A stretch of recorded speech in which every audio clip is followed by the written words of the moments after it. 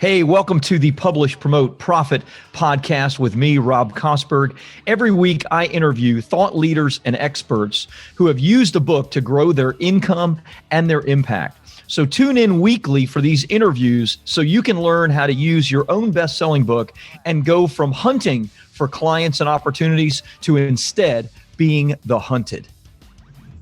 All right. Hey, welcome everybody. Rob Kosberg here. I have a great guest for another episode of the Publish, Promote, Profit podcast, Dr. Jeremy Sutton, who has his doctorate in physical therapy, has self-published 6 books on Amazon, worked with 70 other business owners helping to accomplish their dreams of becoming a published author. He's done a lot of really interesting things that we had a great conversation because he also has a daily podcast, takes an enormous amount of discipline, I know, to do something like that. My podcast isn't daily, so I'm intrigued by some of the things you're doing, Jeremy, and thanks so much for being on the podcast today. Yeah, absolutely, Rob. It's an honor to be here, and I enjoyed interviewing you last year, so happy to return the favor. Love it, man. So let's dive in. We were just talking offline for a moment about a book that intrigued me that I saw you posted on your social media, and you didn't state what the title of the book was, but you could tell by the categories that it was in the medical field, and I thought, well, this must be connected to, the physical therapy business and all of that. Maybe, give us some overview of that. Tell me what that book is and some details on it, because I think that'll really be interesting to a lot of people listening today. Yeah, absolutely. I'd love to. The first thing I didn't tell you is beforehand is that this book was a course, an online course that I wanted to sell as part of my physical therapy practice.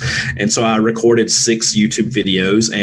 But back in 2016, when I did it, I was horrible. I couldn't sell anything and hated sales. In PT school, they teach you how to do things, not to sell anything. Right. So just was horrible at sales and had zero confidence in it. So I said, this is good information. I'm going to put it into a book. And so Friday afternoon, I spoke to another friend of mine who had done a book and who's done a ton of books. His name's Dr. Mike Chua from the Philippines, physical therapist in Tennessee now.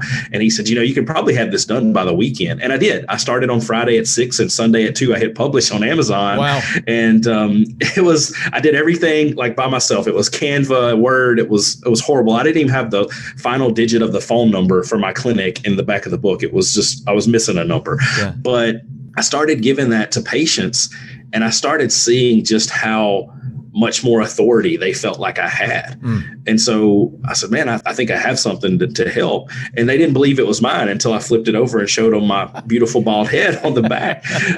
And so anyway, he talked to a friend of mine who's a physical therapist, and he and I had kind of been going back and forth about working together. And finally, he just came out and said, he's like, hey, would you like me to help you write another edition to this book? And so we did, and it turned into Neck Pain Solutions. And we paid somebody, very inexpensive. We only spent about $80 on the cover, and we formatted it all ourselves and put it on Amazon and Kobo and everywhere at first, and now it's just on Amazon. But it just kind of took off and went to number 1 that first week, and so then I started reading your book and listening to Chandler Bolt and all these other people in self-publishing, and just started learning all I could about it. Yeah, love that. And the thing that intrigued me, that caught my attention, was that basically organically the book has done really, really well. You decided to do a promotion, and this is what, a year and a half after you published it. Yeah. Which I think is important for people to know, that, some people publish it and they just think that the world's going to, beat a path to their door, and then they don't, and they're discouraged.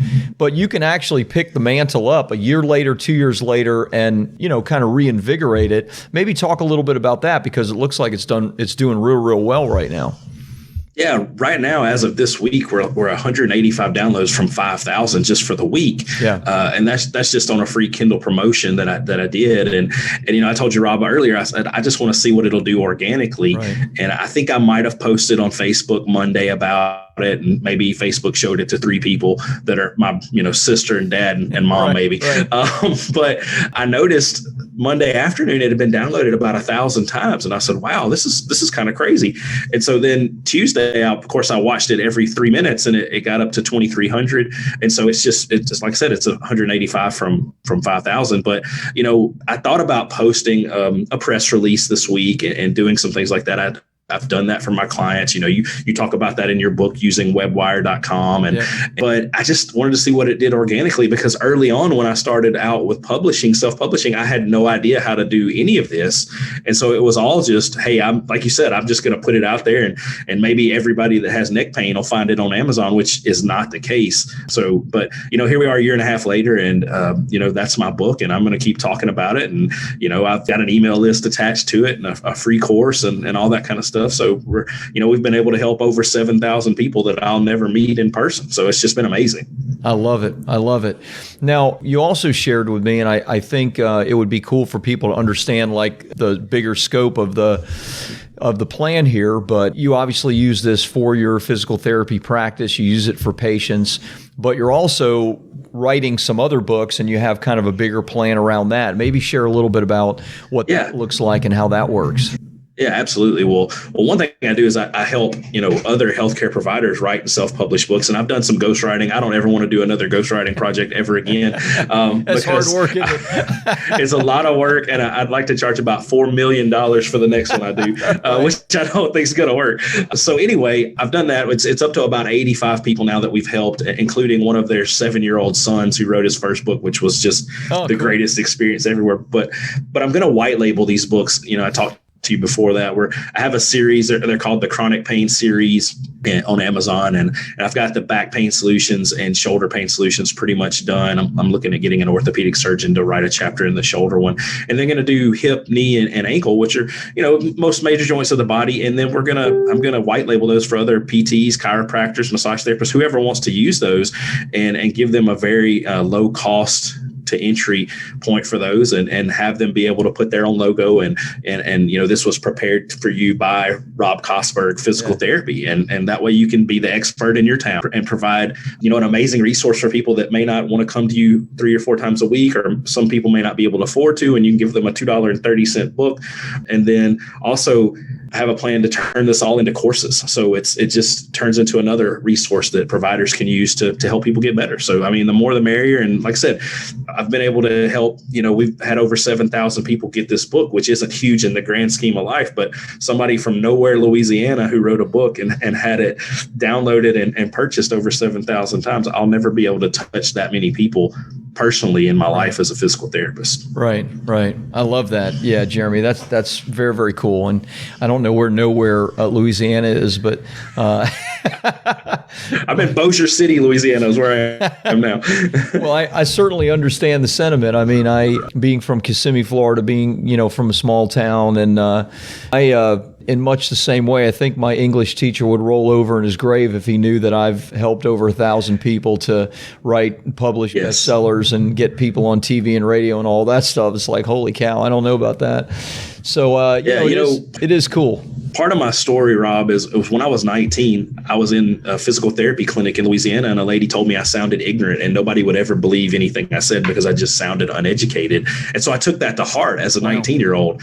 And it took me a while to get over that. But now, I've had 4 podcasts. My podcasts have been listened to on every continent that there's people on. And it just goes to show you that you don't have to believe what other people put on you, and you can do whatever you want. Yeah. I love that, man. I love that. You've seen all the stats. 80% of adult Americans want to write a book. Less than 1% ever actually accomplish that. And really, it's, I think, people getting in their own way that is the biggest challenge to that. I'm sure you've seen it. I'm sure you felt it with yourself, all the procrastination, the fear of failure, which maybe that fear kind of expresses itself in both procrastination and this perfectionism, where people just think it's never good enough. It's never good enough. I've spoken to so many people that, have had a book that was written and it's just sitting for 5 years, 10 years, 15 years. And it's like, you've done the work, publish it for crying out loud. And so, I love when people like yourself, you obviously have an enormous amount of discipline. You don't do a daily podcast or do the stuff that you've done with books while, maintaining a career as a doctor and all the other things without a great deal of discipline. Maybe talk about that for a minute.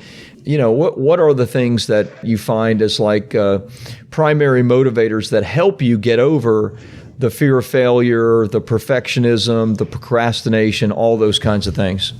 Well, I mean, one, thank you for that, Rob. I appreciate that compliment. But two, I mean, I have a wife and two kids. So I told you before we went on, I bought a business. It didn't work out. We got sued. We filed bankruptcy, all this stuff. This was 2018. We're only 3 years. 2020 was an amazing year for me and my family. I mean, it was, even though we had the pandemic. I felt like I lived through a global pandemic in 2018. But, I met a young man in Clearwater, Florida at an event. And he said, he's 23, I think. He said, Jeremy, what are you going to do? And I said, man, what do you mean? He's like, well, you've been sued, you filed bankruptcy, you closed your business. I said, look, I have two kids. They were 4 and 6 at the time. I said, I can't just stick my head in a hole. I have to keep going. They have to see that dad is willing to work hard.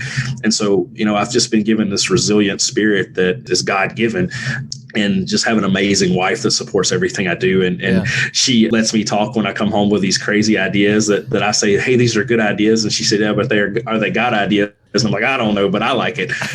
But so that's happened a lot. And just yesterday, I told her a crazy one, and she let me think about it for a few hours. But just not wanting to give up. And I used to tell my dad when I was younger, I said, I don't want to just live and work a job and die. Like I want to make a difference and do things. And I've struggled with anxiety and depression and all these things, but I always come back to this forward focusing. I need to keep going and keep moving forward and trying to figure out where it is in this world that my purpose fits. And I feel like I found a huge purpose in helping people write and self-publish books so they can serve more people. Yeah. So I really think that's it. And just knowing that we're all here for one purpose, and I can't meet your purpose, Rob, and you can't meet mine. So we have to do it. Yeah. Yeah. Love it, man. Well said. And I know what it's like. I, went through it in 2008, and, I think in the same way. I've been married a long time. I have 3 kids. At that time, all 3 kids were younger, of course, in private school and whatnot, and all those challenges. And what options are there but to keep putting one foot in front of the other? Although a lot of people quit, and a lot of people, take the road more traveled maybe and give up on their dreams. In some ways, it might be easier to do that. But gosh, if you just push through and overcome the fear, everything you want is on the other side of that, which I've certainly experienced, and I'm blessed to have experienced in my life. And Absolutely. It sounds like you have as well, which is cool. Sometimes people make fun of me because, so I'm still a full-time physical therapist, but I say, hey, my company is called Book Boss Publishing, which I don't know, it sounds a little brash, but I'm not really brash. But I'm like, yeah, it's going to be by the end of 2021. And they're like, yeah, you're going to still be saying that in 2025. I don't care what they think. Wow. Like, that's okay. Think that. It's fine with me. I'm going to continue to move forward. I hope that's not family and when I get there, friends. I hope it's no one close to you that does that. I mean, it's like, come on, man, take the knife out of my back, for crying out loud. I know. But, people who have not met their dreams, and I'm not picking on anybody, but sometimes tend to not encourage you to meet your dreams. And it's sad, but it's reality. Yep. Totally agree.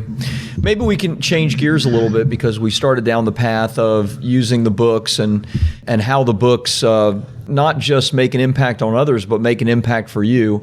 And you shared, you told your dad when you were younger, it was your dream to make a difference, and you've had your books downloaded thousands of times, and you certainly are making a difference in people's lives.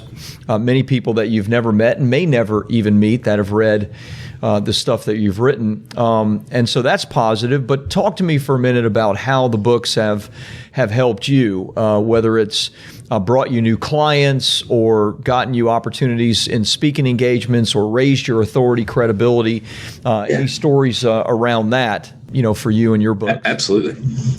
Yeah, well, I mean, one, I'm talking to you right now, so that's one thing is I've been able to get on podcasts without any trouble, and even to the point where that imposter syndrome kicks in. You're like, do I really need to be on this podcast? Yeah, right. You do. You have something to say.